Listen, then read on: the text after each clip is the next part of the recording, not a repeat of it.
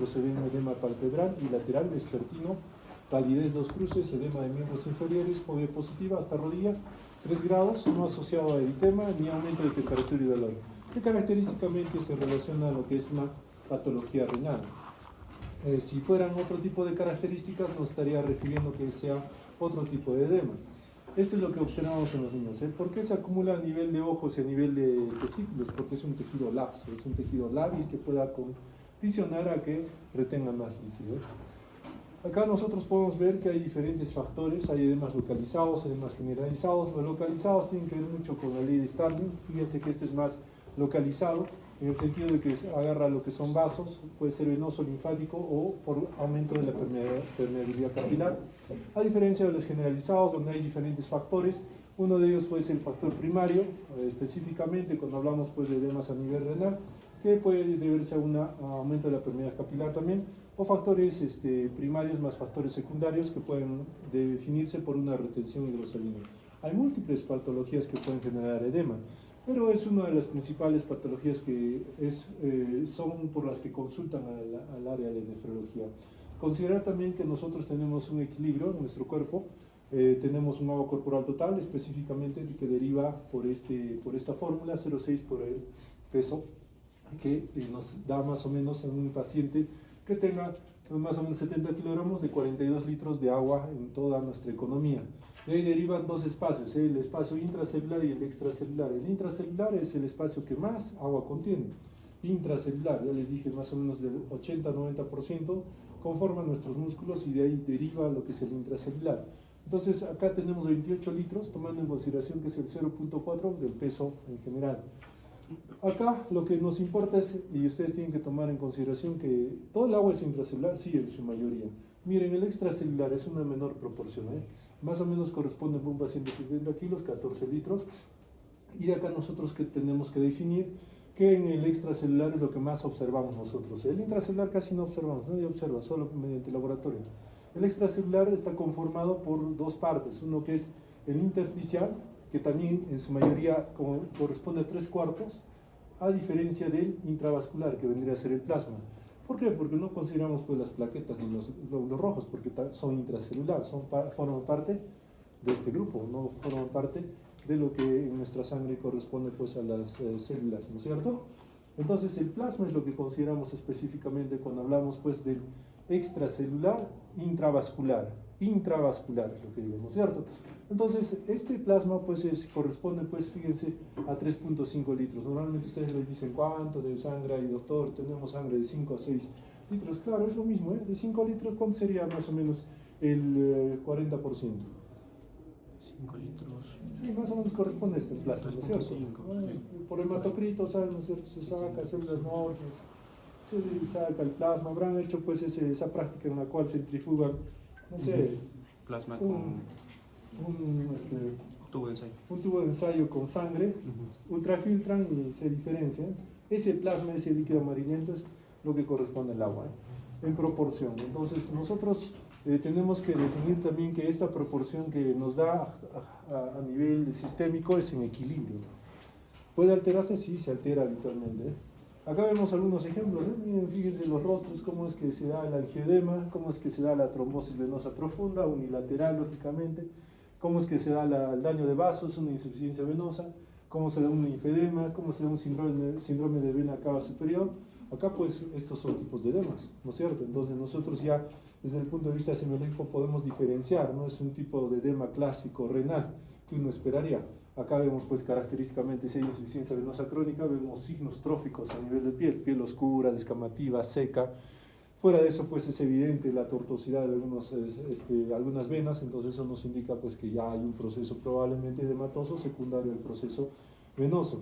Igual podemos ver acá en un angioedema, también tiene que aparecer pues, con estas características, brusca, de base alérgica, con prurito, respuesta a antihistamínicos y corticoides. Uno inmediatamente define y detecta que es la causa, no van a estar indicando, pues doctor, tiene síndrome nefrótico porque se le hincha la cara, no, pues uno tiene que ir de acuerdo, como siempre les voy a decir, en el contexto del cuadro, no puede uno diferenciar el contexto, ¿no? Es diferente que él venga así o que venga otro niño y diga rostro hinchado, ojos, boca, todo y diga Esto ya tiene más o menos 3 meses, 4 meses, es larvado, también se le hinchan los miembros inferiores, está orinando espuma, ese es otro cuadro.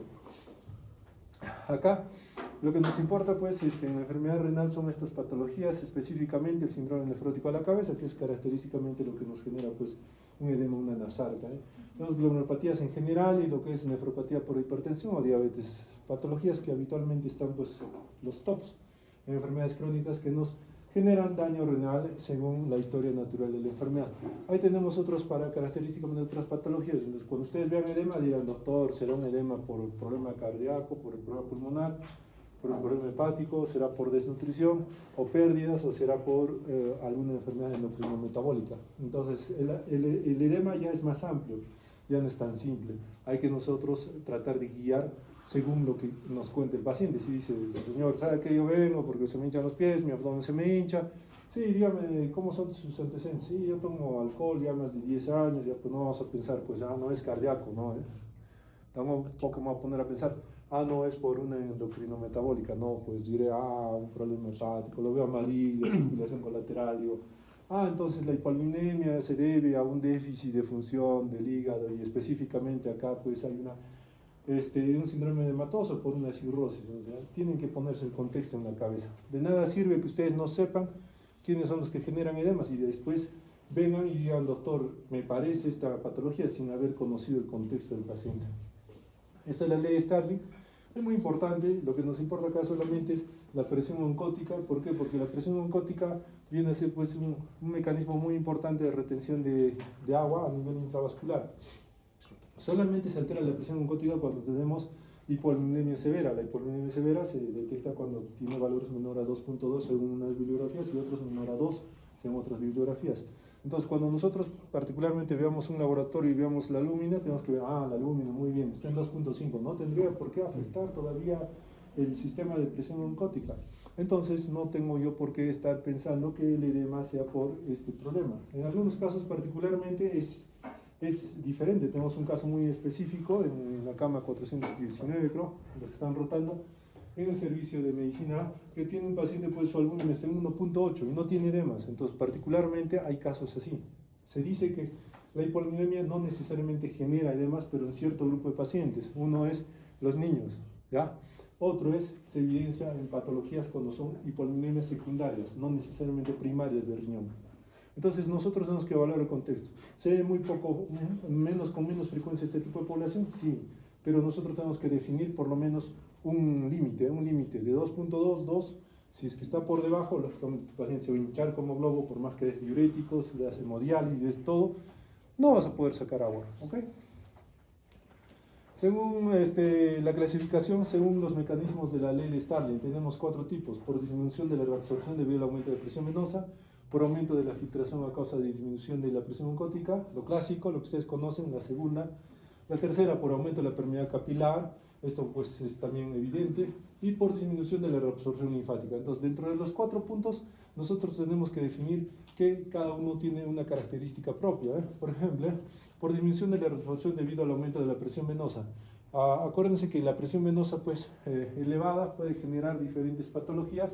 Dentro de estas pues tenemos la insuficiencia cardíaca, puede haber hasta un fallo del sistema venoso, puede haber una disminución de la resistencia arteriolar, en algunos casos, por ejemplo, por agentes vasodilatadores. Entonces eso nos genera edema, es característico lo que se está observando ahí. Pero nosotros pues tenemos por aumento en la filtración a causa de la disminución de la presión oncótica. ¿Quién está ahí? Nuestro síndrome nefrótico. ¿Quién está? Nuestra hepatopatía. ¿Por qué? Porque se pierde. Uno es que el hígado no produce, baja, y otro es que pierdes por la orina, ya pues baja también. Entonces, eso pues es un tipo de mecanismo. También tenemos lo que es por aumento de la permeabilidad capilar. ¿En quién? Característicamente pues la sepsis. Acuérdense que en la sepsis el óxido nítrico aumenta, hay vasodilatación, permeabilidad capilar, fuga todo el agua. Entonces, ese es un punto para muchas otras patologías que podemos tener ahí. Quemaduras, ¿quién no tiene quemaduras? ¿Han visto quemados de primer, segundo, tercer grado? ¿Qué ocurre? ¿Cómo ves la piel? ¿La piel la ves así normal, se quita? No, pues hay un exudado, hay agua, hasta que exuda por toda la herida quemada. Eso es un tipo pues, de aumento de la permeabilidad capilar. Y por disminución de la absorción linfática, que nosotros podemos tener pues, un bloqueo en caso de neoplasias. Acá tenemos el edema relacionado a la bulimia. 2 específicamente. Una, la que nos importa más, es esta, la hipovolemia arterial efectiva. El mecanismo es retención hidrosalina, y fíjense, la retención hidrosalina no solamente se da en lo que es el síndrome nefrótico, sino hay otras patologías, la insuficiencia cardíaca y la cirrosis. Y algo un poco más característico, pues, en volemia es la hipervolemia. Lógico es, se cierra el caño, hay un daño renal, ¿qué va a pasar con el cuerpo? Sale enardado. Este mecanismo es más simple. Claro, pero cuando ya hay un daño terminal más avanzado, hay una insuficiencia renal, tampoco vamos a pensar en estadio 1, 2 o 3, será un estadio 4 o 5, donde característicamente la tasa de filtración es muy baja, que es dependiente de lo que consume el paciente. Y más aún en los pacientes que están en hemodiálisis, donde ya prácticamente la tasa de filtración está por debajo de 2 o de 3, donde prácticamente no pasa nada por el riñón, ¿no? Acá es otro tipo de clasificación, hay que ver si es simétrico o unilateral.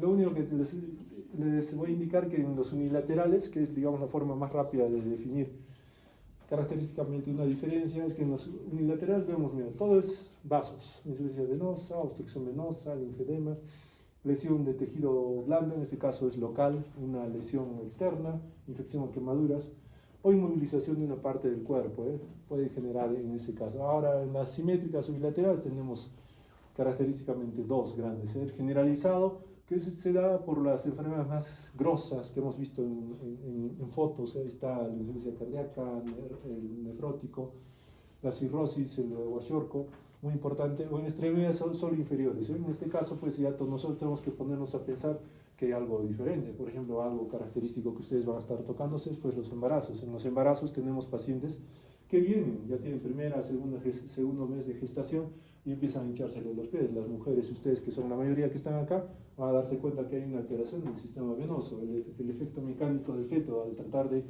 lo que es estar presionando lo que es el retorno venoso, genera que haya una éstasis a nivel venoso de miembros inferiores. Fuera de eso, el estrógeno, la progesterona, todo lo que se eleva a nivel de la gestación hace que haya una éstasis venosa también. Entonces, esto en el embarazo pues es típico, y es más, se cataloga o se clasifica o se relaciona con enfermedades hipertensivas del embarazo. Puede estar el GEL, preeclampsia, eclampsia. Entonces el edema es muy importante según lo que nosotros observamos, y eso es un ejemplo de lo que podemos estar nosotros viendo en general en los pacientes. Ahora, este aumento de volumen plasmático, nosotros tenemos que definir pues que hay diferentes formas de poder generar este tipo de edemas. Nosotros habitualmente pues el edema ya lo vemos como edema, pero debemos de ver que a nosotros puede haber diferentes alteraciones. Uno puede ser por una alteración de la presión hidrostática aumentada, o dos, por una presión coloidosmótica disminuida. Es lo clásico. Entonces, o pierdes proteínas y baja la presión para absorber agua, o muy simple, sube la presión y bota el agua. ¿Ya? Así de simple. Esto va a ocasionar que haya fuga de líquido.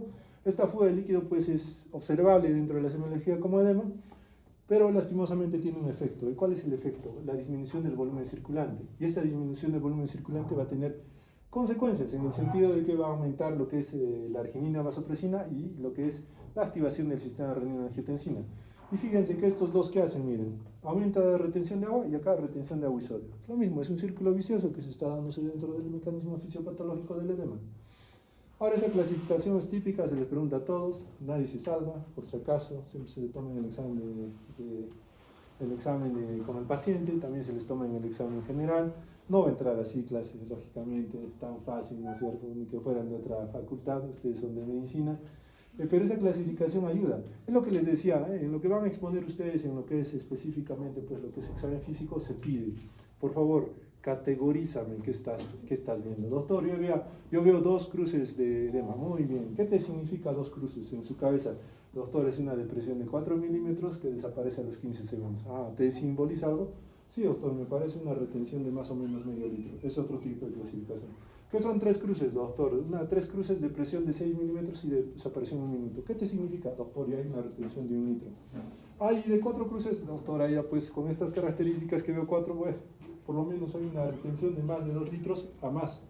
Va a haber 2, 4, 6, 8, 10, porque no solamente importa lo que es la depresión a nivel de miembro inferior, en pierna, también importa cuánto ha ascendido. Es diferente que uno tenga hasta la rodilla 4 cruces o que uno tenga hasta la pared abdominal. Entonces uno según eso va evaluando, o que tenga la sarga, también hay que observar eso. Para eso característicamente nosotros dentro de la clasificación de Godet también relacionamos lo que es el peso, aumento de peso, peso diario. ¿no es cierto? Entonces uno dice, ¿sabes cuánto pesabas? 85, ¿cuánto pesa ahora? 89, 4 kilos ha subido. Muy bien, ha subido 4 kilos. Pero no sabemos el contexto si esos 4 kilos se han mantenido o el paciente está disminuyendo de peso, masa magra, músculo, en otras palabras, para definir si ese agua está aumentando en proporción. Entonces fíjense cómo nosotros podemos estar viendo el estado hemodinámico del paciente simplemente con algo tan básico. Síndrome nefrótico, pues acá fíjense que es clásico, típico del problema renal, es de inicio gradual, progresivo, no es como el anterior que hemos visto que es rápido, agudo, ¿no es cierto? Inicialmente párpados de cara, genitales y las extremidades pélvicas, la consistencia es blanda, de color blanco, normal, indoloro, aumenta al estar sentado de pie por cualquier periodo o al ingerir agua y sodio, disminuye en posición de cúbito dorsal por redistribución líquido, o sea, cuando está echadito, para que los que no entienden, cuando está echadito disminuye. Así como la restricción de agua y sodio puede acompañarse de aumento de peso, fatiga, citis, derrame pleural y polinemia. ¿Qué es lo que se ve en la clásicamente? Tenemos ahorita un paciente de la cama 178, creo que no me acuerdo, un globo ahí, ya clasificación de 4 sobre 4 pues ya resulta ridícula, ya hay un estudio de 2 centímetros. Paciente clásico, síndrome nefrótico, hinchado cara, piernas, brazos, todo. Un globo. Entonces, fíjense cómo característicamente pues, tener un daño renal afecta lo que es la pérdida de proteínas. Edema renal. Miren cómo se ve. Característicamente ahí ya diferenciamos. Según libro esto, claro, ustedes tienen que aprender desde ese punto de semiología. Cómo es vespertino, matinal, en la noche, esas características que les enseñan a ver la parte semiológica. Y nosotros tenemos que entender, pues, que como ya decía, uno en decúbito dorsal, pues, ¿qué pasa? Es diferente que esté parado. Cuando esté parado, ¿qué pasa? La misma gravedad genera, pues, que el líquido esté abajo. Yo me he hecho, y lógicamente que mi corazón ya no tiene que estar impulsando, pues, para que vaya abajo, o mi sistema venoso tenga que estar sobresacrificándose para que vuelva el agua o la sangre a mi corazón. Es diferente cuando uno está en decúbito dorsal. Ahí característicamente pues es más fácil, el corazón se panea, entonces no tiene que combatir a la gravedad. Y es más, el retorno venoso vuelve rápido. Entonces, eso es lo que nosotros tenemos que diferenciar. Solamente entender eso para decir, miren, es matinal, perioritario, blando. Es lo que nosotros habitualmente hacemos. No hay otro secreto dentro de lo que son tipos de edema según lo que nosotros observamos dentro de la semiología. Ahí tienen unos ejemplos. El dolor lumbar, pues tienen que tomar en consideración que lo clásico, de 100%, solamente característicamente 5% es renal. Un 95% no es renal. ¿Por qué? Es muy simple, pues. El dolor lumbar, pues ¿quién no lo tiene? Ustedes lo tienen ahorita, estar sentados. Han venido en carro, están con dolor lumbar, se han dormido, de más, dolor lumbar, han dormido de menos, dolor lumbar. Prácticamente han jugado algún deporte, dolor lumbar. Se han amanecido por estudiar dolor. Todo dolor lumbar es algo gratis que nos viene a los nefrólogos, pero nosotros tenemos que aprender también a discernir qué está bien y qué está mal. Entonces, ya pues el hígado, ¿qué pasa? Mentalmente vas a arreglar. Entonces, el dolor lumbar, lo que nos importa a nosotros, solo duele el riñón cuando hay característicamente una noxa que hace que dilate la cápsula la cápsula renal o de Bowman. No. ¿De qué? Bowman. No, cápsula. Son anatomía virtuales. Se entiende, no se preocupen, se entiende. Su anatomía básica les va a servir para por lo menos pasar el pregrado. La residencia ya no, ya está diferente. Lo que nosotros tenemos que ver, pues, esta cápsula de Gerota, prácticamente esta grasita, la cápsula, todo lo que envuelve, la misma distensión hace que duele. Otra forma no hay. Por eso en los hidronefróticos, doctor, me duele. ¿Sabiste? Pacientes con urolitiasis también generan distensión, pacientes con pielonefritis, inflamación. Otra forma, un paciente también lo atropella un carro, se forma morado, doctor, me duele. Claro, tiene capsulado todo de sangre, ¿no es cierto? En los abscesos perinéfricos, doctor, estoy con fiebre, malestar, me duele intensamente, le tomas tomografía, ves un absceso perinéfrico. Entonces, ese dolor pues se trasloca muy pocas veces en un daño renal, más se trasloca en un daño osteomuscular. Entonces, la de redistribución del dolor pues se dan a nivel, miren, de esas raíces sensitivas, ¿ya? Básico nomás. Acá normalmente pues nosotros podemos tener diferentes localizaciones las cuales nos puedan definir que entre comillas puede ser un dolor renal. Tenemos flanco, región periumbilical, parte superior glútea, zona sacra, lumbar. Pero el dolor se presenta de diferente manera en el riñón. Por ejemplo, el cólico nefrítico, que es el dolor, digamos, más agudo y, digamos, sin causa de golpe, choque o infección, es lo que habitualmente observamos nosotros, ¿eh? Distribución, bueno, fíjense pues similar en otras estructuras retroperitoneales, porque ahí está nuestro riñoncito, y fíjense en qué casos pues puede estar doliendo. Aquellos que me duele, en vez de estar pensando, es riñón de frente, ecografía, sí, hay un tumor, ¿qué hacemos? Nada, ya, sacar el riñón, punto. Así de veloz y rápido se trata un dolor lumbar. Se observa, se ve, se evalúa un examen de orina, se ve urecreatina, se agarra una ecografía, se ve, ya, muy bien. Puedes continuar con tu vida 10 años más, 20 años, o simplemente vas a hacer la operación y eso te tratamos. No es difícil, no es cosa del otro mundo, simplemente hay que ser decididos, ¿eh? Acá, fíjense ustedes que cuando nosotros ya estamos prácticamente hablando de dolor, este dolor es el que característicamente se presenta más en los cólicos nefríticos. Es un dolor que se inicia a nivel lumbar, ¿ya? Y recorre prácticamente la parte anterior, ¿ok? Según la localización en la parte anterior también, si es superior, medio o inferior, nosotros podemos estar ya inmiscuyendo, diciendo, ya parece un dolor típico de cólico nefrítico, el cálculo debe de estar en tal lugar. Mientras más alto es, lógicamente que es renal. Si es intermedio, puede estar en los uréteros, ¿ya? Si es a nivel en mujeres, en labios, o en el varón a la altura del escroto, tenemos pues característicamente que está entre urétero y vejiga, más o menos por esa zona. Entonces, este tipo de dolor, sí, ustedes tienen que definirlo cada vez que ven un paciente, ¿eh? Diferentes que ven, doctor, me duele. Muy bien, ¿qué has hecho? He corrido toda la noche. No te pases. ¿Puede haber un cálculo? Sí, puede haber, puede movilizar su calculito cuando ha corrido. Entonces, el siguiente paso, ¿ese dolor se va a algún lugar? Sí, se va adelante. ¿Cómo es? Doctor, ¿sabe qué? Orinado sangre. Bueno, y uno está sospechando con mayor grado, sí, parece que es un problema, pues, por cálculo. No solamente es, vengo con dolor, ya, cálculo, llévame al nefrólogo. No es así, chicos, ¿ya? Acá hay dolores un poco más típicos, un poco frecuentes, como es el infarto renal. Infarto renal lo vemos muy poco. Yo tuve la dicha de ver un infarto renal en el cual el dolor sí es catastrófico, es bien intenso, un 9/10/10, en el cual el paciente, pues tú le haces ecografía y no hay nada, todo está normal, ¿eh?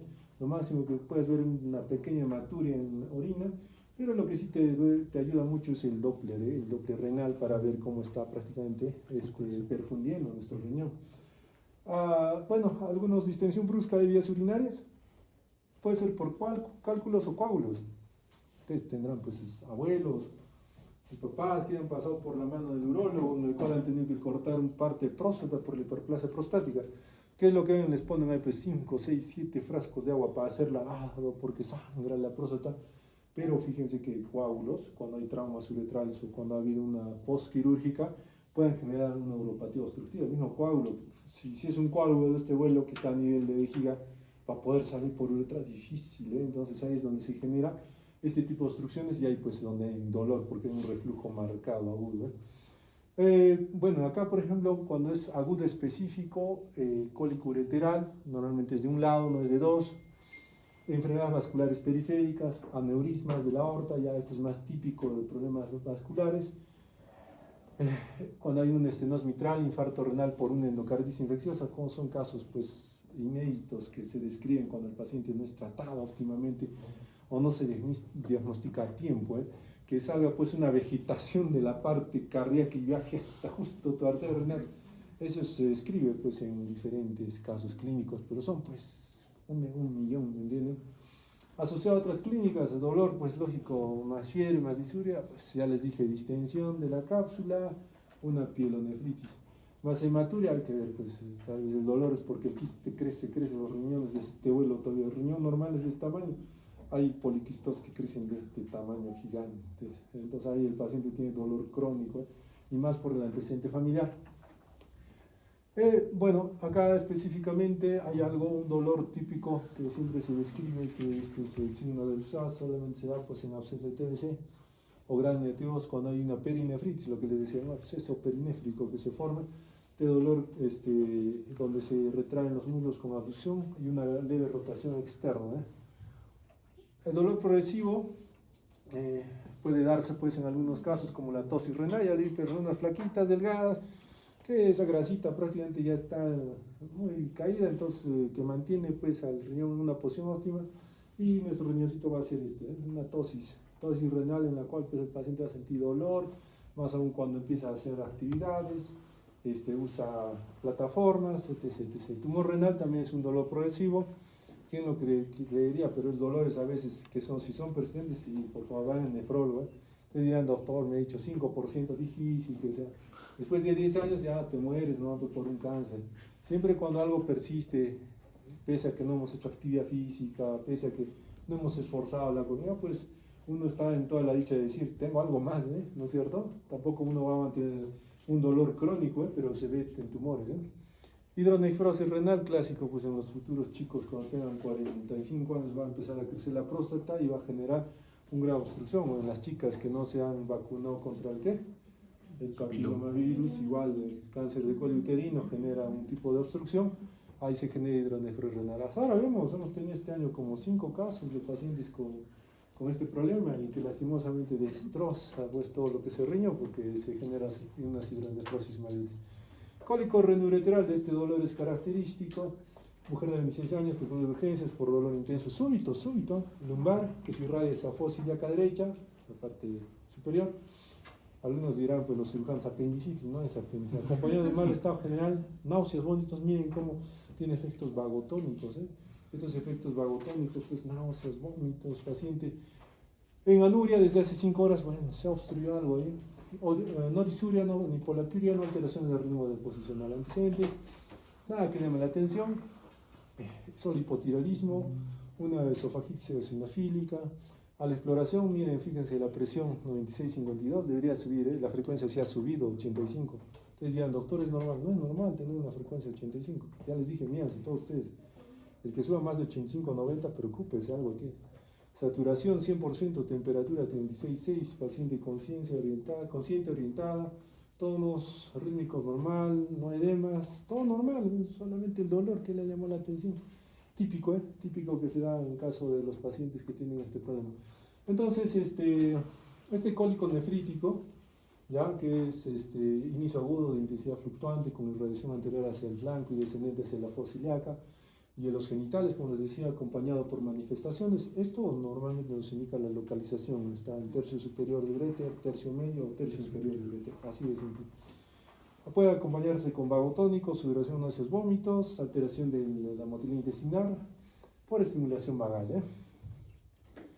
La primera causa, la urolitiasis, clásicamente oxalato de calcio, fosfatos de calcio. Acá observamos pues que se forman estos núcleos y de partir de los núcleos se forman estos cálculos. La epidemiología, fíjese, normalmente la nefrolitiasis en toda la vida se presenta pues en varones más 12%, mujeres 6%, un poco más bajo en las mujeres.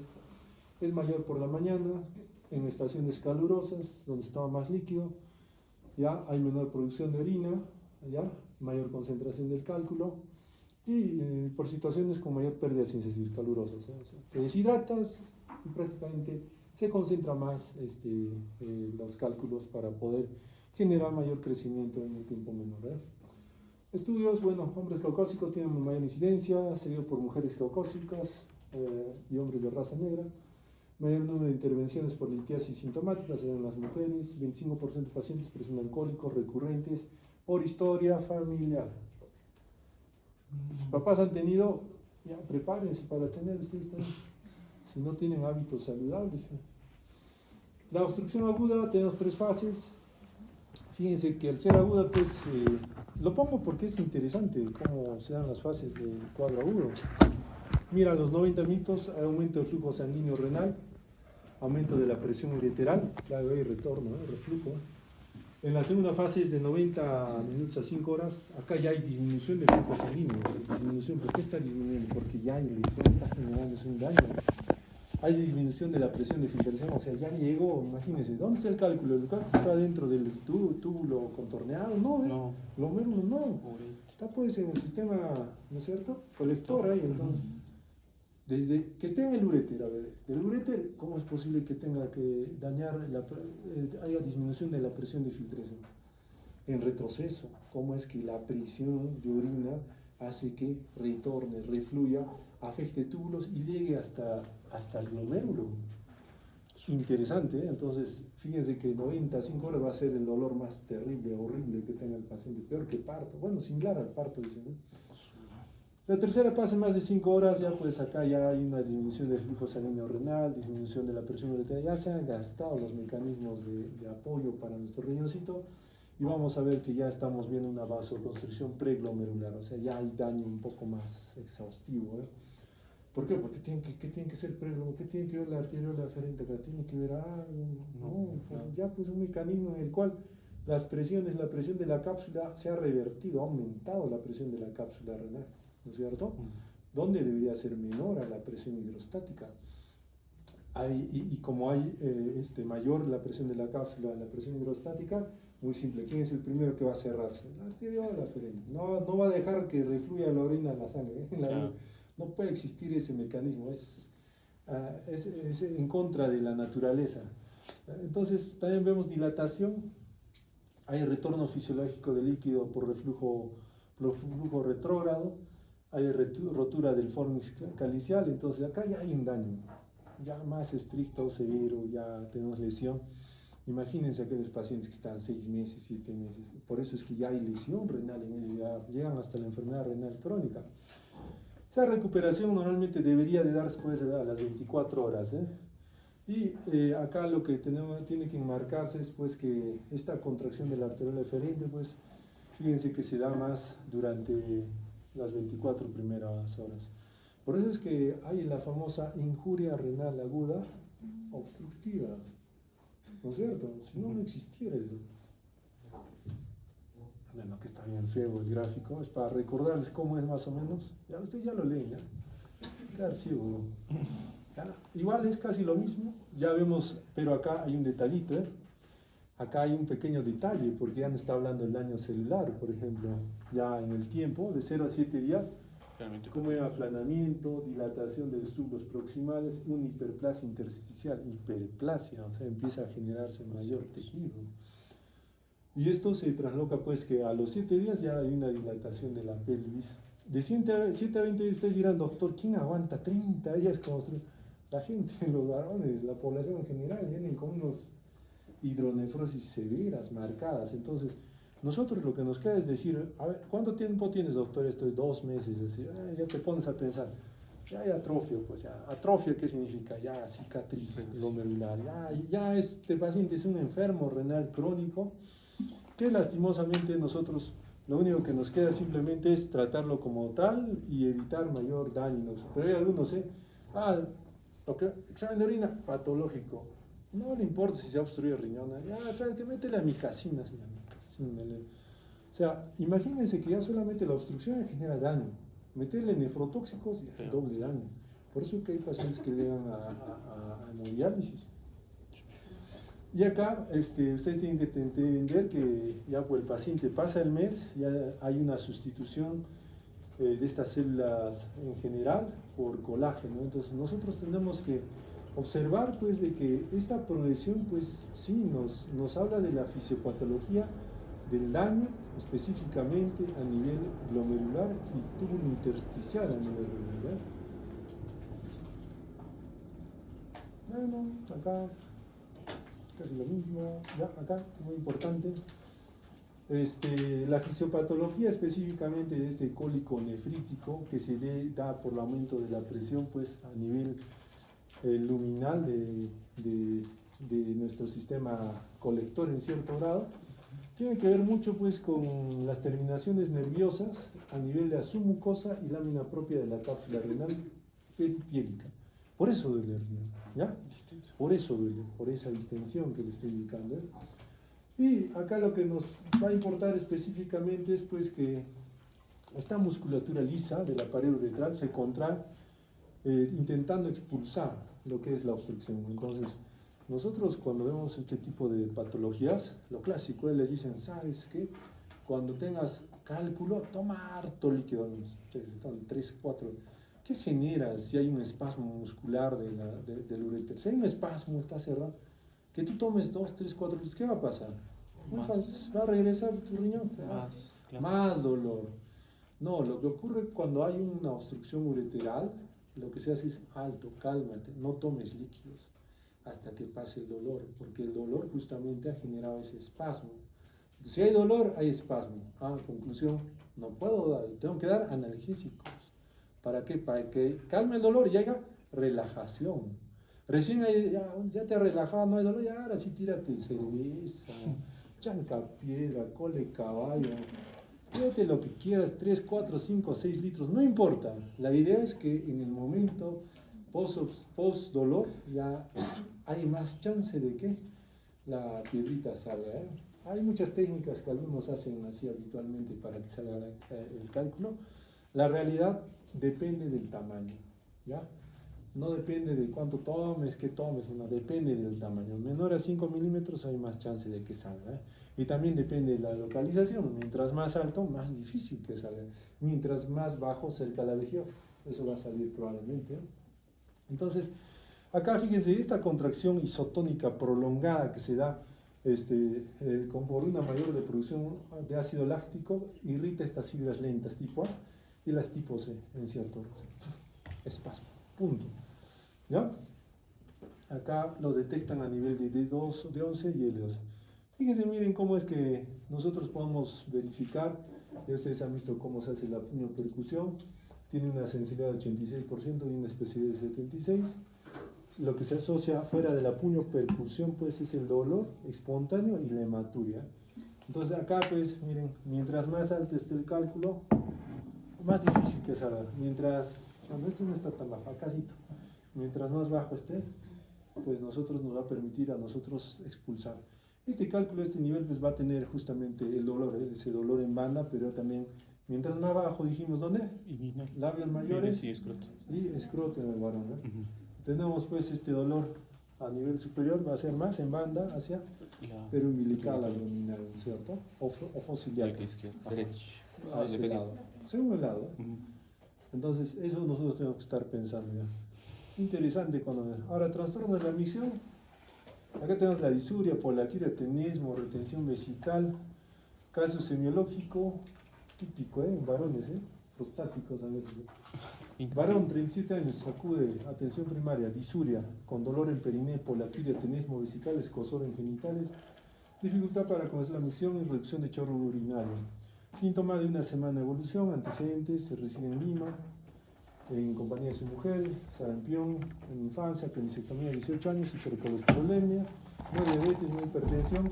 A la exploración vemos su presión arterial 125-85, ha subido, frecuencia cardíaca un poco elevada, 84, cuello nada de neuropatías, abdomen blando depresible, nada más en abdomen, todo el resto normal.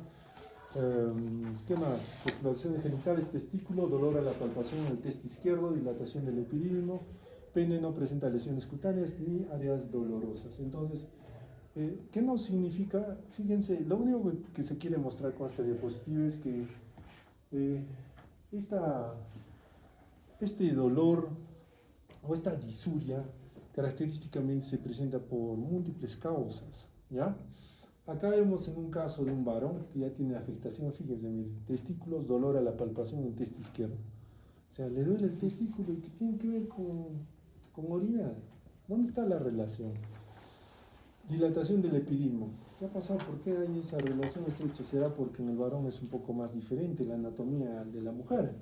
Por eso es que acá, en este caso clínico, se relaciona estrechamente con esos, semiológicamente al examen físico, con lo que se detecta. Entonces, la disuria, pues, es esa dificultad de la eliminación de la orina. Lógicamente, la disuria solamente se relaciona a enfermedades de la vía urinaria baja. ¿Ya? ¿Cómo saben que es vía urinaria baja y alta? Muy simple, hay un límite anatómico. De la unión urétero-vesical hacia arriba, alta. De la unión urétero-vesical hacia abajo, baja. Punto, nada más. Entonces, tiene que ver con vejiga y uretra, la disuria. No tiene nada que ver con uréteres. Y menos con riñón, por favor. ¿Ya? Entonces, acá en el varón, pues aumentamos un punto más, la próstata. ¿No es cierto? Puede ser de carácter inflamatorio o obstructivo por cualquier noxa que esté generando. Esto habitualmente el paciente le indica dolor o ardor al orinar. Esto se da en procesos inflamatorios infecciosos, en mujeres jóvenes, en hombres también cuando tienen un daño a nivel prostático. Y la estranguria que digamos característicamente se define, es la micción lenta y dolorosa, gota a gota. Para que más o menos se imaginen, ves el típico prostático, camina 2 pasos, 2 gotas, 3 pasos, 3 gotas, no sale. Y ahí sienten dolor, ardor, molestias. Por eso tiene esa forma de decir estranguria, donde hay un espasmo de la uretra que se acompaña de tenesmo vesical, sensación de querer y no poder. Es muy simple, entonces este estranguria es característico, tiene su propio nombre, por favor, no lo confundan con disuria. Y lo que hablábamos es la diferencia entre polaquiuria y poliuria. Polaquiuria, aumento de la frecuencia en número de micciones, sin aumento del volumen. Muy bien. Igual, inflamatorias obstructivas. Y acá pues es por una irritación de la mucosa vesical o alteración de la inervación vesical. Tenesmo es esa persistencia del deseo de orinar, pero lastimosamente con una sensación de evacuación incompleta. Orinas y al rato no estás yendo otra vez a miccionar. Es tipo de un vaciamiento frustro.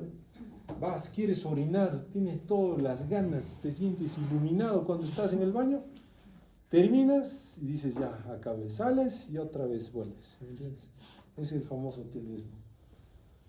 La retención ya es un punto un poco más, digamos, complejo. ¿Por qué? Porque acá ya es una imposibilidad.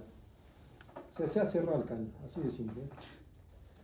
Y en esta imposibilidad de evacuar, puede ser parcial o totalmente, pero siempre con la sensación de querer seguir orinando. Una vejiga gigante, una vejiga de este vuelo, como un balón de básquet más o menos. Paciente así, ahí es cuando ya esta retención se ve por obstrucción, o simplemente pues porque hay una alteración de la relajación de lo que es pues nuestra salida de la orina a nivel de la vejiga. Puede verse también pues por alteraciones propiamente anatómicas desde el punto de vista nervioso a nivel de vejiga, esas famosas vejigas neurogénicas. Puede haber una retención porque no hay nada que estimule al cerebro a decir, hoy ya está llenito, vacía, no, ya ahí se acabó. Acá lo más frecuente están los prostáticos. En el volumen, ustedes hacen ese, de 1200 a 1500, lo clásico. Ya dijimos, flujo urinario, ¿no es cierto? ¿Quién ha leído flujo urinario? A ver, hemos dado tarea primer, segundo día, creo. ¿Dónde está el delegado? Sí. A ver, habla. ¿Cómo es el flujo urinario? Filtrado glomerular. Interesante. Como la anterior semestre. Muy bien.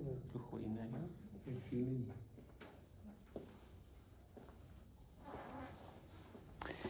A ver. ¿Qué es flujo urinario? Es que han rotado, ya saben, ya. No se animan a hablar. El 20%. Los tardones, los que están al último. Los que han entrado así silenciosamente. Media hora después. ¿Qué es flujo urinario? El 20% de la circulación. Gasto urinario también se dice. La producción Con internet, con celulares. Un chip en el cerebro, nada.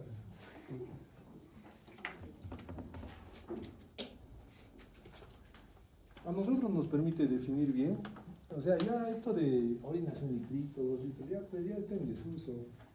A ver, ¿quién es el más pequeño acá? ¿Cuánto mira? 1,40, ¿no es cierto? Un duende, ¿no es cierto? ¿Será lo mismo? ¿Quién es el más alto? ¿Alto? Sí, no hay, Sofía. No, Sofía. ¿Cuánto mide Sofía? 1,76. Todavía estás pequeño. No, ahora pues voy al colegio de mi hijo, de salesianos, y estoy caminando Unas moles voy a hacer. ¿De qué promo? Corto de secundaria. Dios mío, ¿qué le dan de comer? Purina. ¿Qué le dan a los chicos? En serio, güey. Hormona de crecimiento. Pero ya, digamos uno que mida así, 1,80, 1,90, ¿ya? 1,90. Será lo mismo que orine, pues, la pequeña de 1,40, ¿no? ¿No es cierto? ¿El peso será igual? No. No, ¿eh? Entonces, tienen que hablar ustedes, pues, de gasto, flujo urinario, ¿cuánto es? Esto de 1.200 a 1.500, no es lo mismo de uno de 1,90 a uno de 1,40, no es lo mismo. Podrán orinar tal vez lo que dice ahí, pero va a ser diferente la translocación, es decir, cuánto realmente es su flujo urinario, su gasto urinario. Es muy importante evaluar el volumen de orina, porque si hemos hablado de 1,90 de otro que mida 1,40, ¿qué será de los que miden 1 metro? Pues los niños, sí, los duendes de este tamaño. 1,5 litros será óptimo, mucho, poco. Ya, entonces para eso, pues creo que está más adelante. Para eso nosotros tenemos que ver que en 24 horas ya hay una catalogación según peso y según, más que todo peso, en algunos casos superficie corporal. Y esto varía, según la dieta, volumen de agua, varía según también paciente cuántas veces orina durante el día, en algunos casos orina de más, por algunas patologías, en otros casos orina de menos, igual por patologías. Lo único que nos debe interesar a nosotros es, ¿está dentro del rango normal? Y acá vamos a ver un caso, mujer de 27 años, en disco, grávida significa que embarazo, o sea, su segundo embarazo, por favor.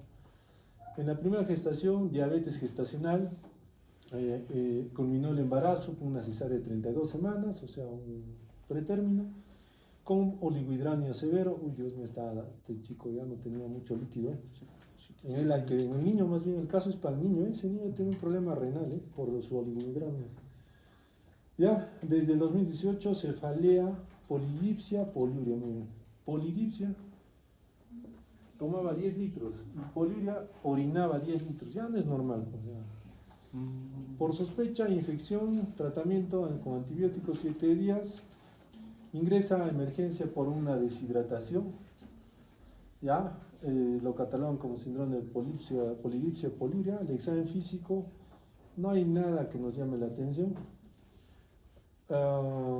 Se constató ya en la observación 11 litros por día de diuresis y se confirmó pues que había una alteración de la función hipofisiaria.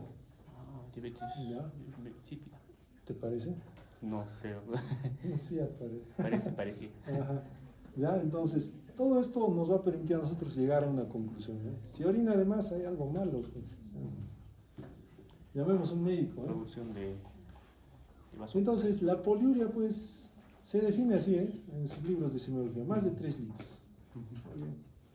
Pero acá, si alguien toma agua, puede orinar 3 litros, no pasa nada.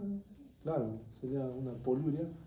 En cierto grado, pues, puede ser de este tipo, fisiológica, ¿no es cierto?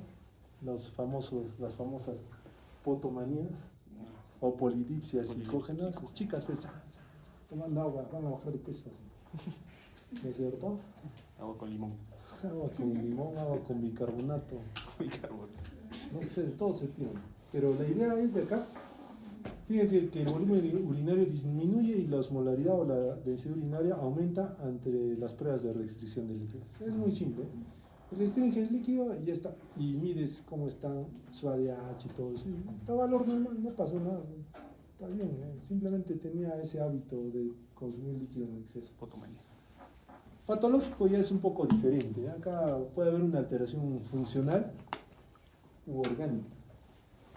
Y acá tenemos las renales, podrán ver por la patología por una necrosis tubular. Famosos pacientes después de una injuria renal aguda orinan 6, 7, 8, 9 litros. Ya estuvimos hablando, creo, con ustedes sobre, con el anterior grupo de exposición. Cuando ya las células tubulares empiezan a regenerarse, como no concentran, entonces botan todo el líquido. No, son células nuevas que no tienen funcionalidad. Y en una injuria renal aguda, como hay pérdida de estas células tubulares, al tratar de regenerarse, pues no tienen función y botan todo lo que viene. En esos casos puede haber una poliuria. Puede haber en una neuropatía obstructiva, en una diabetes insípida nefrogénica, hasta en la misma enfermedad renal crónica. Es más, pacientes que orinan de noche varias veces, algunos dicen, doctor, ¿qué? ¿Próstata? No, es una mujer de 18 años, ¿cómo va a ser próstata? Es diferente. ¿Pero qué era? Tiene poliuria nocturna, qué raro. No, eso se asocia a enfermedades renales crónicas. Hay que tener cuidado. Chicas que se levantan 2-3 veces a orinar. Algo, no es por lo que toman agua ni están en el gimnasio, hay algo más, ¿ya? Extrarrenales, múltiples, ¿eh? Tenemos la hipercalcemia, diabetes insípida, diabetes mellitus, uso de manitol, cloruro de sodio. Entonces las patológicas pues son múltiples, ¿eh? Hablando solo de poliuria. Oliguria menor de 500 mililitros, una eliminación escasa. Vemos pues que acá lo que nosotros tenemos que ver pues es de que hay causas prerenales, renales y posrenales, así como la injuria renal aguda, renales básicas. ¿Por qué orinas poco? No he tomado agua, ¿eh? Problema de retención hídrica, en caso de nefrótico y insuficiencia cardíaca. O renales, una lesión renal que esté generándose, ya con un daño agudo, ya propiamente parenquimal, esté generándose. Entonces, acá en oliguria pues también nos dice, hoy sí puede orinar poquito, pero como que puede ser, como que no puede ser, ¿eh? Anuria es diferente, ¿eh? Hay muchas causas, igual, prerrenales, renales y posrenales. Acá específicamente que ya se cerró, pues se cerró la salida simplemente. El riñón puede estar indemne, lo único que nosotros podemos decir que hay algo que está obstruyendo o algo que no está funcionando. En el riñón, una glomulopatía primaria pues no funciona. Una obstructiva, algo ha tapado. Próstata que ha crecido y ha generado que no salga orina. Miren, acá también hay trombosis renal. O sea, si hay un trombo renal, ¿qué va a hacer el riñón? Tiene salida de sangre, se oblitera, se obstruye y se muere. Igualmente cuando hay necrosis corticales, hay muerte. A eso se llama infarto renal. ¿Por qué? Dios mío, hay muchas causas, ¿eh? Ya, acá, por ejemplo, las causas renales de origen vascular, necrosis cortical, trombosis, las posrenales, obstrucción ureteral bilateral. Micturia o nocturia. Acá, por la micción durante varias veces en la noche o alteración de ritmo, ¿eh? El ritmo urinario es normal que tengamos 2 a 3 micciones durante el día y 0 en la noche. Pero empieza a alterarse, tienes 2 a 3 durante el día y tienes de noche 4 o 5, o sea, empieza a alterarse ese ritmo y ya nosotros estamos pensando que hay una micturia o nocturia. Acá en las causas renales, como les decía, la enfermedad renal crónica, las extrarrenales, lógico, ¿eh? En una insuficiencia cardíaca, ¿qué pasa? Durante el día toma líquidos suactivos, todo muy bien. Así como el nefrótico, nefrópata, se echa, se duerme, ¿qué pasa?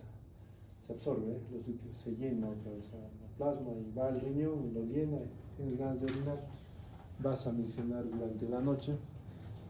Igual en los nefróticos, como les decía, acá no debe confundirse con la polaturia nocturna, porque estos procesos que generan disminución de la capacidad vesical o de vitalidad con el deseo miccional. Por ejemplo, acá hemos tenido un caso muy interesante. Vamos, ya sí lo hemos visto. No, ya no lo vieron los que han rotado. Es un señor que tiene prácticamente, pues, tuvo tuberculosis renal, ¿ya? El riñón derecho tiene un riñón mástil, se ha calcificado todo el riñón, muerto el riñón derecho. El riñón izquierdo está bien, está orinando, pero de pronto ves el riñón de este tamaño y ves la vejiga de este tamaño, ¿qué dices? Qué raro, ¿eh? Tiene una microvejiga. Esa microvejiga se da porque ha generado una esclerosis, pues, a nivel de vejiga de la tuberculosis. Se ha achicado la vejiga. Por eso el paciente decía, doctor, sabe que todo el día orino, voy, cada media hora voy a orinar, lógico, ¿eh? ¿Qué ha pasado? La capacidad de la vejiga prácticamente ha disminuido.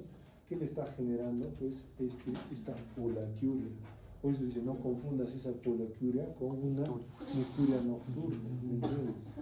Porque hay algunas patologías que se deben deber a la capacidad vesical, que sí o sí te van a generar pues que estés orinando durante todo el día. Alteraciones de la orina, bueno, miren, la orina tiene color, olor, sabor, aspecto, ¿no es cierto? ¿Ustedes qué dicen? Sí. Color, sabor. Entonces, sí, a veces sí. Me consta. Me consta. ¿Ya? En el examen bioquímico nos importa pH, glucosa, pigmentos, urobilinógeno. Entonces, todo eso ven todos los días, pero ni idea tienen por qué pasa eso. Hay células, cristales, piocitos, hematíes, bacterias, hay células de todo. Vénganse, que si alino, Dios mío, ¿qué será? Se rezan todavía, espero que no sea falla renal. Así actúan cuando no saben, es cierto. Es clásico, ¿eh? ¿Cuánto creatina? 5. Ah, muy bien. ¿Qué tienes? Vengo porque tengo resfrío, ¿sí? O sea, no le pueden recetar paracetamol, tienen miedo. Si se muere. Si se muere. ¿Qué hago si se muere? Tiene su creatina. Pero... ¿Cuál era la dosis para calcular paracetamol para un enfermo renal? Agarran su celular, así su fórmula. A la final, ¿sabes qué? Sí, toma mate. Cebada. Limoncito, Cebada, ahí es donde limoncito, cebadita. Ya fueron, pues, ¿por qué? Porque tienen que aprender lo que es normal y lo que es patológico. Acá, por ejemplo, color. El color, característicamente antes, pues se agarraba y se veía color rojo, amarillo, verde, naranja. Debe salir todo esto, ¿eh? Todo esto. Color en cierto grado es relevante con algunas patologías. Por ejemplo, las porfirias, ¿eh? Si tú agarras una orina, de pronto, ¿sabes qué? Lo voy a sacar al sol, lo sacas al sol y la orina se vuelve negro. Porfiria. Claro, ese es, digamos, una en 1 millón, creo. ¿Ya? Pero nosotros podemos observar, pues, que dentro del color ya estamos observando típicamente, pues, clásico es el rojo hematurio, o sea, y así un poco más específicamente hablando, anaranjado, puede verse algunos urobilinógenos, pero que en cierto grado no marcan mucho, ¿eh? No te ayudan a verificar muchas cosas, solamente te permiten definir si parece que está ocurriendo eso, pero así desde el punto de vista clínico no te ayuda mucho. Ahora, mucho más te ayuda pues lo que es recuento celular, tipo de células. Entonces este color antes nos ayudaba más porque no había laboratorios pues a gran escala, pero sí nosotros tenemos que entender que por lo menos esta variabilidad de colores nos tienen que decir, miren, marrón negro, hematíes y bilis. Acá vemos castaño negro, homogentísico, por ácido homogentísico. ¿Qué es eso, doctor? ¿Cómo se deglute? ¿Cómo se come eso? Mira, aquí están las porfirias igual. Lo que les decía, agarras la orina, lo pones al sol, se vuelve oscuro. Entonces, de acá, si lo hacen en buena hora, si lo ven y catalogan, excelente. Pero no es 100% absoluto, solamente es una característica física externa. La densidad, ya esto es diferente, ¿eh? Densidad ya es otra cosa. Densidad ustedes tienen que tener ya más o menos, le indica funcionabilidad. ¿Qué hacen arriba? ¿Qué camas arriba? Otro aula. Están solos en grupo y están arrastrando sus carpetas. Ya, acá por ejemplo en densidad, para todos, de 1010 a 1030, ¿ya? Acá dice de 1003 a 1035, no, es de 1010, el de la mañana, lógicamente, de 1010 a 1030, ¿ya?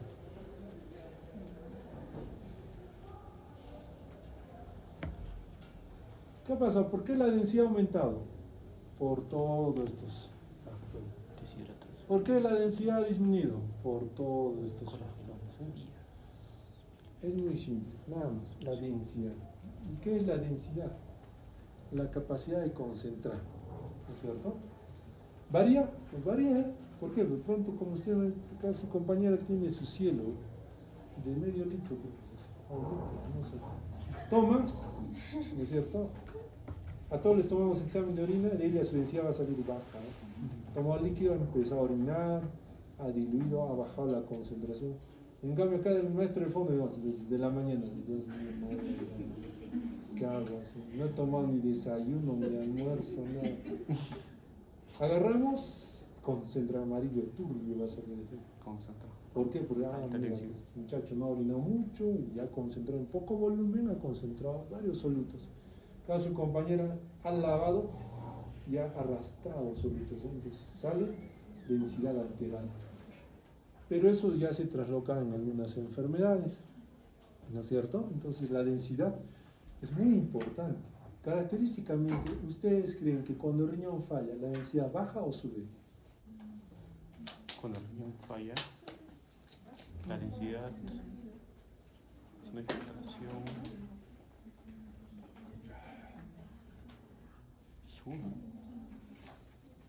sube porque la permeabilidad y todo, hasta proteína. Los que creen que sube, levanten la mano. No, ya se ríe, no, ya no. No, entonces. Los que creen que baja, levanten la mano. Hermano, están peor que tú, maestro. Sí, pues Por lo menos tienes una opinión, ¿eh? Sí, parece. En tu opinión te equivocas y aprendes. Además, no votan ni por él ni por él. Igual me decís, bueno, ¿cuál será la relación que hay? Pero debe haber algo mal. Está enfermito, bueno. Sí. El doctor sabe que la densidad está alterada. ¿Y qué tiene? Está enfermito, doctor. Diagnóstico, enfermito. Sí, pues es lo clásico. Llaman a un médico. No es broma, hay médicos que llaman a médicos. Sí, espero que no sea así. ¿Ya? Entonces, lo que importa es la densidad, la osmolaridad. Concentración. ¿Ya? Acá creo que está. A ver, vamos a ver. Acá creo que está. Acá está. No está acá. ¿Tanto he puesto? Sí, es para semiología nomás, ¿sí o no? ¿Tú qué dices, delegado? Es para semiología. Para no llamar a otros doctores. Para no llamar a otros doctores. Ni que aprendieran mucho, no. Tal vez puedo ocasionar. Ustedes saben que cuando más información entras, Más confundido. más estudias y más estrés, haces servicios químicos. ¿Ah, sí ves? Sí. ¿Qué va? Sí. Ya fue ya. No, sí, cuando estás caminando, ¿dónde iba? Sí. ¿En qué Por estudio? favor, hagan, ¿qué dice? Tai chi, Yoga, yoga. la naturaleza. Es que no necesariamente es por lo que estudian, sino es por cómo viven su vida. Hay otros que están ansiosos, preocupados por todo y no hacen nada. Hay otros que ya también hacen de todo, ¿no es cierto? Y ya también en ellos igual es el estrés. O sea, el estrés es mental, pero bueno, a todos nos gusta. Yo también me incluyo porque hasta ahora no aprendo. Hay que descansar ya. Trabajar. Les va a ocurrir igual. ¿Ya? Entonces, el aumento de la densidad o la disminución, pues son patológicamente, tenemos que entenderlo. Por ejemplo, nosotros cuando específicamente, ¿qué ocurre en la diabetes insípida? A ver, ¿ustedes se han hecho endocrino? Sí. ¿Qué hay? Diabetes insípida. Sí, alteración de la CTH. ¿Qué hay? ¿Anuria? Poliuria. Poliuria, muy bien. Entonces, ¿Por qué creen que haya poliuria? Entonces, orina. aumento ¿La de densidad polilipsis. estará aumentada o baja? Ahí dice bien. Aumento. Disminuir. Es lo que le dije, está tomando agua. Claro. Tomas agua. La densidad baja por el botas Diluyes. solutos. Diluyes. ¿Cierto? Diferente es otro, como tu compañero del fondo, ¿Qué ha pasado? No tomó nada de agua, desayuno, se ha quedado todo el día esperando a Netflix, ¿no es cierto? Entonces, cuando va al baño, ¿sabes qué? Voy a orinar, orina, Diluye. ¿qué va a pasar? Concentración. Está concentrado. ¿La densidad estará aumentada o baja? Cierto, el síndrome de... Acá está, deshidratado, ¿no es cierto? Entonces es lo mismo en injuria renal. En injuria renal aguda, a ver, es de célula tubular, su capacidad era de retener agua y sodio. Pero como ha muerto, hay necrosis, muerte, Va a dejar pasar. tubular, no va a tener su función. ¿Qué va a pasar? Va a dejar pasar. Pasa de todo. Va a aumentar. La densidad, ¿cómo va a estar? Va a aumentar. ¿Aumentada o disminuida? No. Si va a botar todos los solutos, va a aumentar la densidad. ¿Estás seguro o va a aumentar más agua? A ver.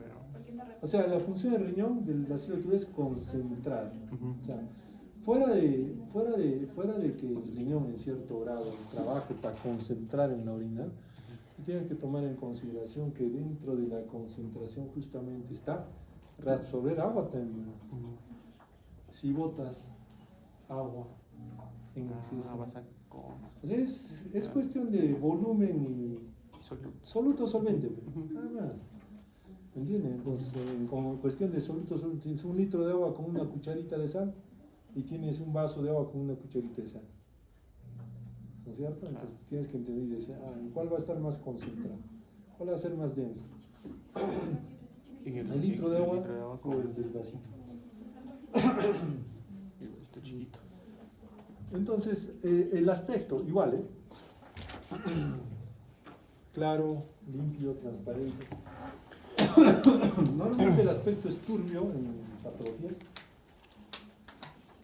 Variables pueden ser inflamatorias, infecciosas. Puede ser por simplemente desecho, mayor concentración de algunos solutos, ácido úrico, carbonatos, fosfatos, etc, etc. De acá, por lo menos, miren, la orina se enturbia por la presencia de leucocitos o células epiteliales. Células epiteliales no es el urotelio, es de vejiga, uréter, uretra, todo. Hay una descamación, un proceso inflamatorio. Es turbia, o puede ser por procesos también hasta infecciosos. En la infección, ¿qué es lo que hay? Igual, hay células, Turbio. hay leucocitos, hay hematíes, hay proceso inflamatorio infeccioso. Eso es lo que da la turbidez. ¿Qué más? Bueno, lo demás lo leí. El olor, ahí está. Es gracioso este. Jarabe de arce. Enfermedad de la orina, el olor de la jarabe de arce en trastorno metabólico congénito. Se describe, claro, acá pues un jarabe de arce es difícil, pero lo que sí se observa es dulce o a frutas, de su tía diabética, tía, tu orina acá. ¿Qué hay? A la colonia. No te tomes tu metformina 3 días. No te tomes. ¿Ya? Tenga ganas de sentir el olor. Azucarado,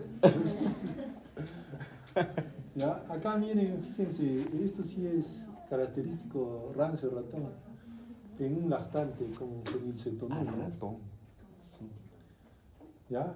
Los otros son pues otras patologías que pueden presentarse, pero muy pocas patologías.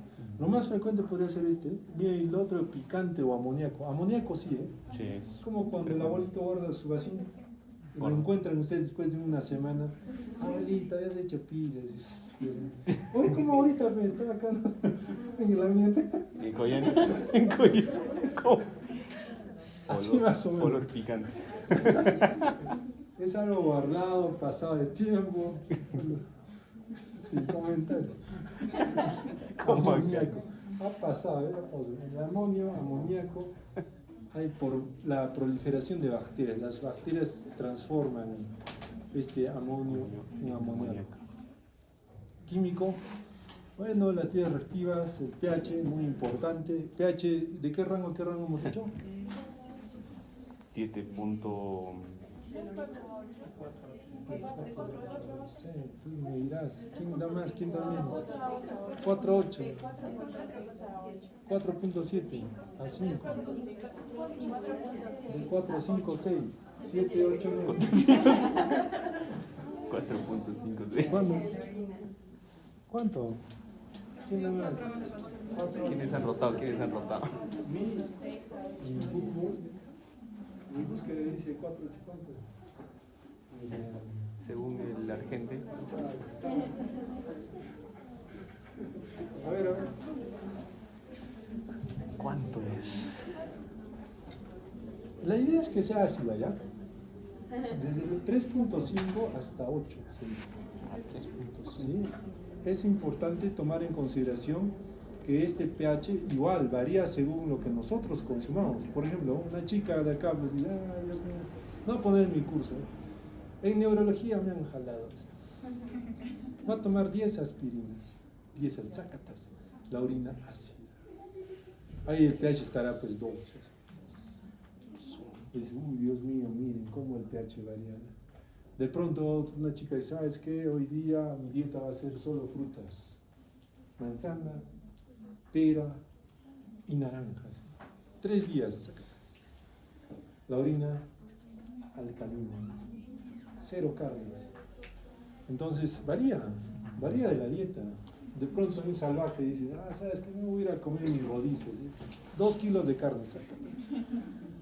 Ácido también, ¿me entiendes? Así es. Y todavía con un olor bien intenso, terrible. ¿Ya? Entonces, la orina pues es prácticamente la excreción renal definida por el grado de metabolismo exigido por nosotros mismos.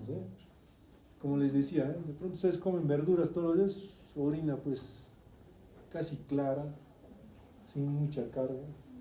Comes carne, orina ya un poco más, como quien dice, color más intenso, ¿no es cierto? Como mucha sal, la concentración baja. Entonces, nosotros somos los que modificamos esto, pero en las patologías ya es diferente. En patologías nosotros tenemos que ver pues que ya hay algo más. De lo que normalmente estaba tu equilibrio, tu homeostasis, ahora ya se ha cambiado. El pH, miren, ligeramente ácido.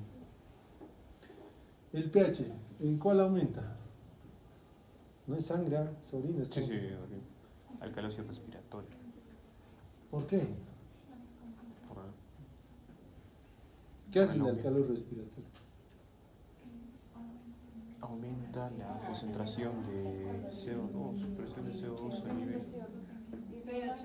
¿CO2? Alcalosis es cuando el CO2 baja. Sí, por eso, disminución del pH, Ya. del CO2 y aumento de. Por favor, no se equivoque. Aumenta significa sube, más alcalino. Baja, más ácido. No, algunos no entienden, ¿sabes? Sí.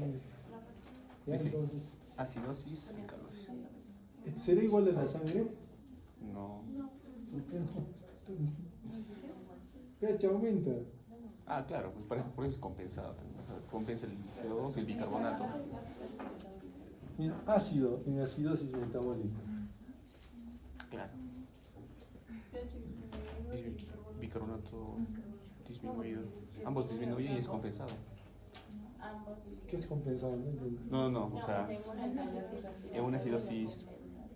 La acidosis metabólica es tipo de una cetosis diabética, ¿no es cierto? Entonces, en la cetosis diabética, el bicarbonato es el que disminuye y bueno, para ver la compensación se tiene que ver la concentración del CO2, ¿no? En este caso, ¿En sangre o en orina que está hablando? como es similar, como es similar, estamos más o menos razonando. Están alucinando. Ya, está bien la parte sanguínea. En orina, pues también tienen que ver, es casi lo mismo. ¿Por qué? Porque si tienes una acidosis metabólica, ¿qué es una acidosis metabólica? ¿Qué es una acidosis metabólica? Disminución del bicarbonato. Puede haber disminución de bicarbonato o aumento de hidrógenos. A la final, ¿quién es el que te rige el pH? Los hidrógenos. Claro, O sea, tienes tus hidrógenos acá, tienes tu bicarbonato. Disminuye el bicarbonato, tus hidrógenos van a hacer una acidosis. Claro. Al revés, tienes lo normal, pero también aumentas hidrógenos. Acidosis. Claro. Igual, por más acidosis que haya sistémica, ¿qué va a hacer tu riñón? Eliminar ácidos. Nada más. Porque puede ir en exceso. Es lo único que hace. Se trata de compensar. Acá, bueno, la diabetes, igual en un momento. Pigmentos. Bueno, casi bien difícil tratar de observar que en las icterizas obstructivas se genere un aumento de pH, pero la idea está definir bien si ese pH que tienes es por estos dos característicamente, más que todo. Es muy importante el pH, tratar de definir. La glucosa, ya pues no hay nada. Pigmentos, no deberías de verlos. Urobilinógeno también tiene un valor lógicamente muy importante en quienes, en los recién nacidos, porque ellos hacen hemólisis, ictericia hemolítica. En ahí se va a ver alto. ¿Ya? Y la albúmina, ya hemos hablado mucho de la albúmina, está elevado, representa globulopatías. Nitritos en infecciones, cuerpos cetónicos en ayunas, ¿no es cierto? Así de simple. Microscópico. Esto es lo que tenemos que ver. Por ejemplo, acá lo que nos importa son los granocitos, los glóbulos rojos, ¿ya? Que tienen forma de estrella.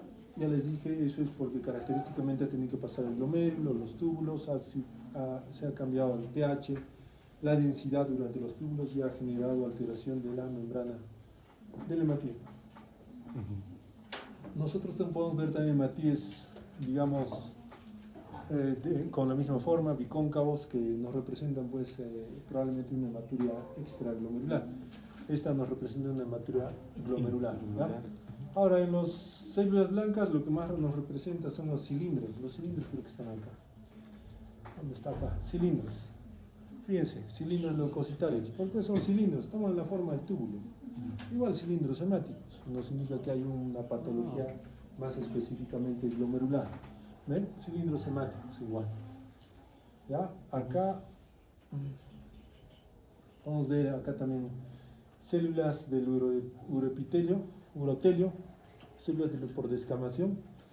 Hay células transicionales también. En este caso, las transicionales es cuando hay un proceso inflamatorio más marcado.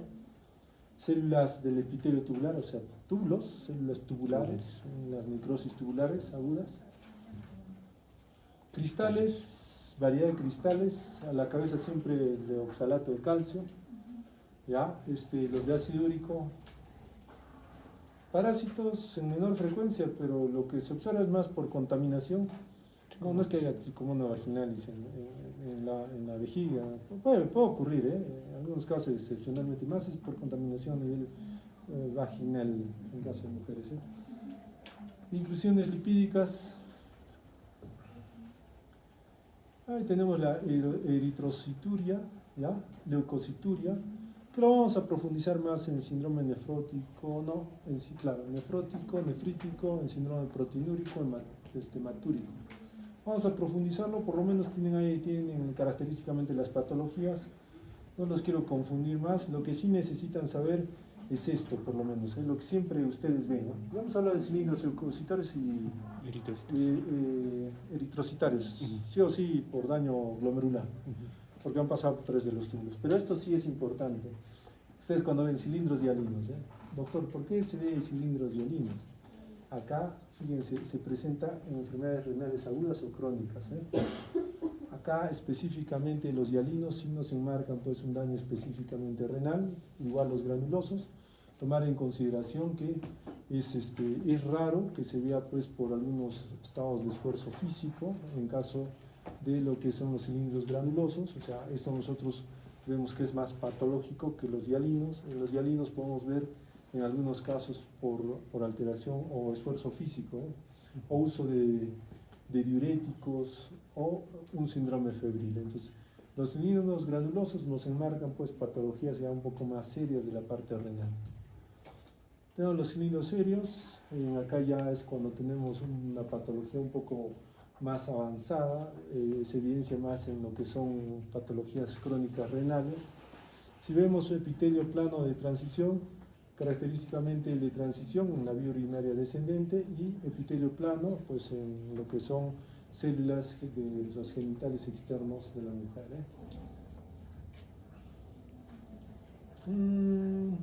Podemos encontrar en menor grado lo que son los cilindros epiteliales, habitualmente por lo que son enfermedades víricas, agrupaciones celulares, ya un poco más raro se ven lo que es tumores. Acá nosotros tenemos de diferenciar bien, ya cuando ya estamos viendo ya celularidad, tenemos que hacer ya estudios un poco más profundos, porque una celularidad nos indica que hay un proceso de descamación o un proceso de proliferación. Esto a veces se asocia a neoplasias, entonces tenemos que hacer un poco de disquisición, ya no solamente qué tipo de célula es, sino específicamente qué características morfológicas tiene la célula para definir pues un cáncer. Ok, ahí terminamos eso. ¿Qué nos falta? ¿Qué nos falta, Adrián? La siguiente. Vamos a dejar aquí.